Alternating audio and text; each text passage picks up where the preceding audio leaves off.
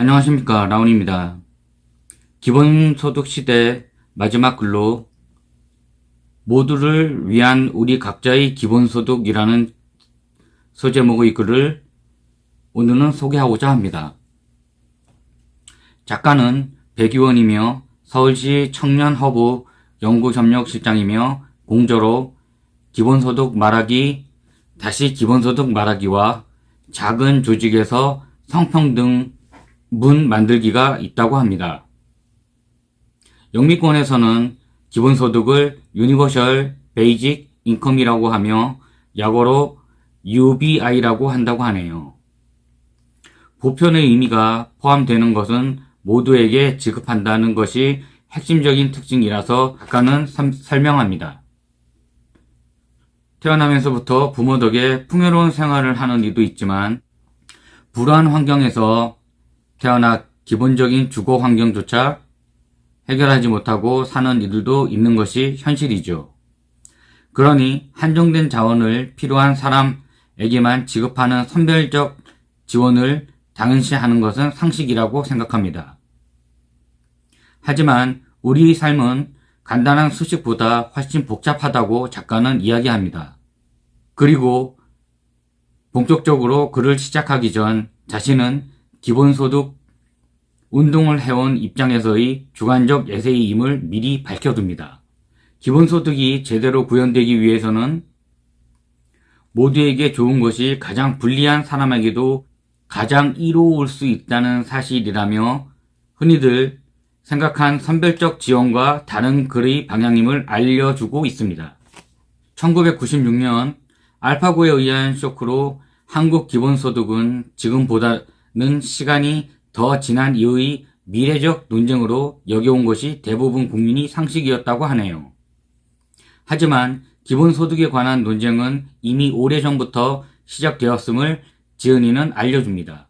철학자 버트런드 러셀은 자유로우면서도 노동자에게 유리한 사회 모델을 구상하며 그 필요 조건으로 모두에게 게으름뱅이가 될 자유를 보장하는 기본소득을 주장한 바가 있다고 합니다. 인권운동가 마틴 루서킹도 기본소득의 강력한 옹호자였다고 하는데 모두가 조건 없이 기본소득을 받으려면 사회 공동체의 합의를 거쳐야 한다. 한정된 자원 안에서 기본소득의 지급은 분배를 둘러싼 사회 구성원 간의 약속이라는 것입니다. 1980년대 기본소득 유럽 네트워크가 구성되기 전 기본소득은 그냥 추상적 개념에 머물러 있었다고 하네요. 역사에서 기본소득이 실패한 흑역사가 있는데 1970년대 캐나다 매니토비주의 한 마을에서 기본소득을 지급하려다가 세금의 부족으로 중단되었다고 합니다. 1970년대 미국, 영국, 이탈리아의 페미니스트들의 기본소득 운동이 대표적인 예라고 합니다. 사회운동으로 기본소득 문제가 심각하게 논의된 적은 극히 드문 일이었다고 합니다. 당시 청구인 조합의 여성 조합원들이 이 요구를 진지하게 요구하였으며 청구인 조합은 다양한 사회 정책 및 복지 서비스의 청구자로 노동연금수급자, 장애인, 환자, 공공부조수급자, 비혼부모, 실업자 등으로 이루어진 청구자의 권리를 내세우는 조합이었다고 합니다. 전후 영국은 빠르게 복지국가를 구축하고 적극적으로 사회권을 보장하는 나라여서 이런 움직임이 가능하였다는 것이죠. 1970년대 초기에 만약 우리나라에서 이런 운동이 새마을운동 대신 일어났다면 지금의 복지 시스템은 더 질이 좋은 서비스로 나아가는 상황이 아니었을까라는 개인적인 상상을 하였으나 대답은 역시 노이였습니다. 1970년대 한국은 전의 발전과 국가기관 시설과 인프라 구축에 국력의 모두를 쏟아부었던 시대이다 보니 그것도 독재에 가까운 정치적 리더에 의하여 영국이라는 나라는 현대 민주주의의 최초의 발상지이며 개인주의와 공동체주의가 적절히 섞여서 공과 사의 구분이 명확히 한 시기기에 하나의 신념과 사상으로 안착되어 자리를 잡은 시기라고 생각합니다. 1970년대 우리나라의 모습과는 너무나 대조적인 모습이죠. 하지만 개인적 복지나 교육도 먹고 사는 문제가 먼저 해결되어야 여유가 생겨서 신경 쓸 수 있는 문제라는 것은 생각해보면 한국의 1970년대는 그 먹고 사는 문제마저 스스로 제대로 풀어내고 있는 시기는 아니었다는 생각이 듭니다. 그런데 이미 보장된 권리를 재차 요구하는 청구인 조합은 왜 필요하였을까요?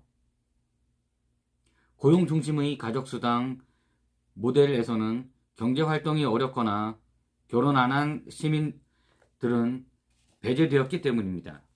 청구인 조합을 주도한 비혼모들은 당시 동거법이라는 법화의 담당 공무원에게 남성과의 교제 여부까지 감시당해야 했으며 만나는 남성이 있다면 그의 경제력에 의존한다는 식으로 정부의 가족수당 지급을 거부하는 사례가 많았기 때문이라고 합니다.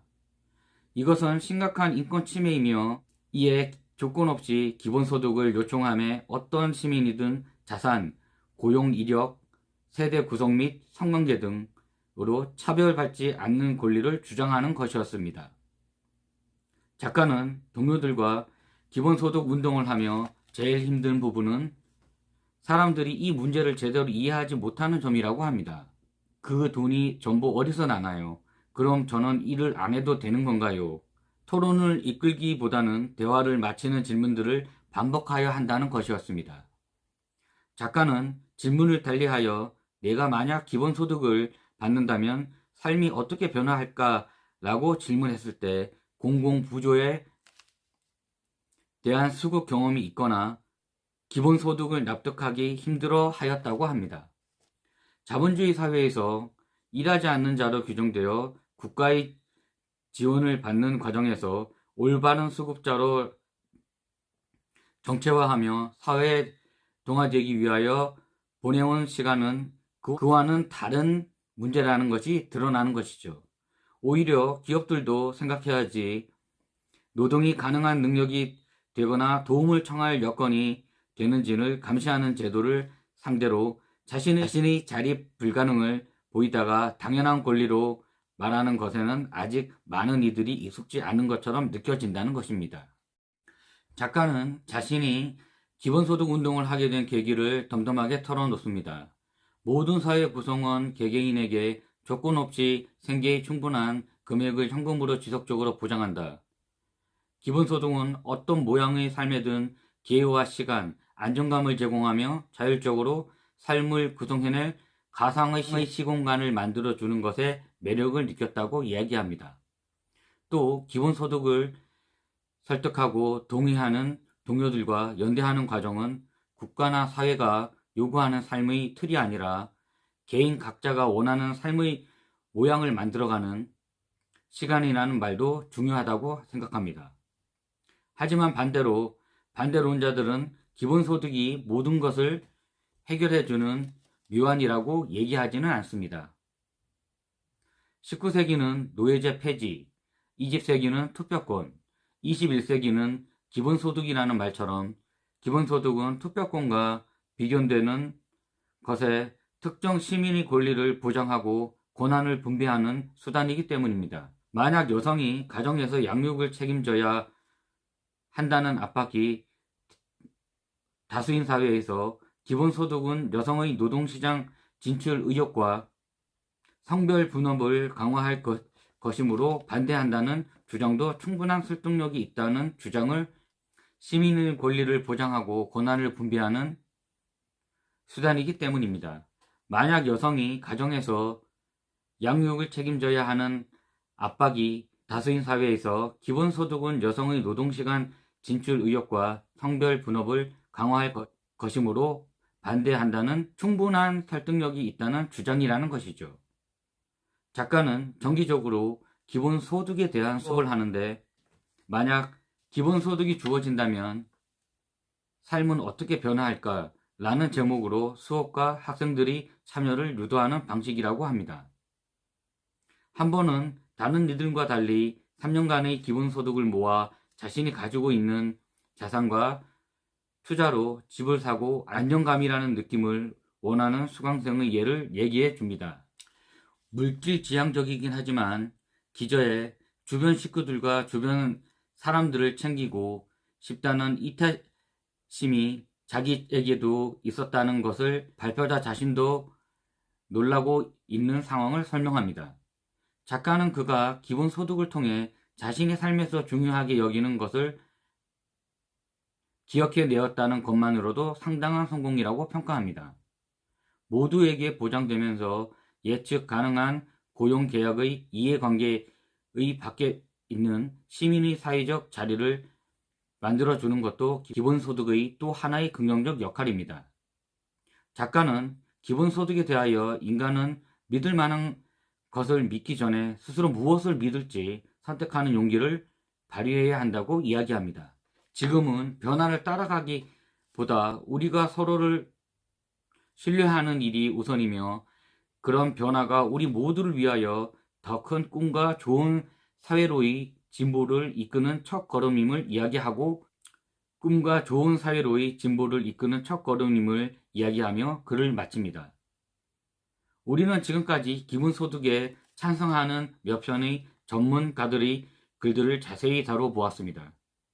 지금까지 한국에서의 복지정책은 최하위 계층에 대한 선별적 지원이었으며 그 재원의 대부분을 담당하는 회사원들로 대표되는 이들에게 조세 저항을 갖게 하고 연말정산 혜택은 고소득자에게 유리하게 운영하여 온 것이 사실입니다. 만약 기본소득을 시행한다면 이전 글에서 말한 대로 상위 10%에 대한 세금을 두세 배 걷고 그동안 돈만 내고 혜택을 보지 못하던 중산층, 즉 회사원들과 최하위 계층을 하나의 그룹으로 묶어서 부자들과 회사원들에게 거둔 세금으로 이들에게도 혜택을 준다면 조세 저항은 덜해질 것이라고 저는 개인적으로 생각합니다. 무엇보다 세금이 있어야 하는 사업이므로 상위 10%에게서 이 재원을 마련하면 되는 것이죠. 그리고 또 선행되어야 하는 조건은 기존의 복지 혜택이 줄면 안 된다는 사실입니다.